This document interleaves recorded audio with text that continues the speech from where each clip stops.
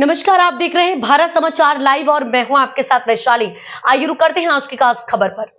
UP Bihar जैसे हालातों के बीच अरावली जिले के नए पुलिस प्रमुख के लिए चुनौती। अरावली जिले के मोडासा शहर के अल्पसंख्यक क्षेत्र के अल्फला नगर सोसाइटी में प्रेम विवाह की घटना को लेकर एक युवक की बेरहमी से पिटाई की गई और उसे जूतों की माला पहनाई गई।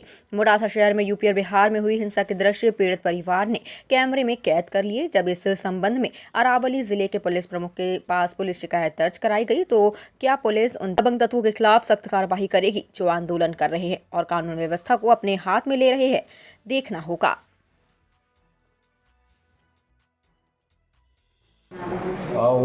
जुम्मा खान रसूलभान पठाण बोलूँ छूँ। हूँ मोडासाનો વતની છું। મોડાસા અલ્ફાનગર સોસાયટીમાં રહું છું અને મારા છોકરાએ એક છોકરી સાથે પ્રેમ લગ્ન કર્યા હતા। 6 મહિના થયા વાતને અને પ્રેમ લગ્ન કર્યા પછી અમદાવાદ હાઈકોર્ટમાં પ્રેમ લગ્ન થયા પછી મારા છોકરાને છેતરીને આ લોકોએ બોલાવ્યો અને છેતરીને બોલાવીને આ લોકોએ પઠાણ છે।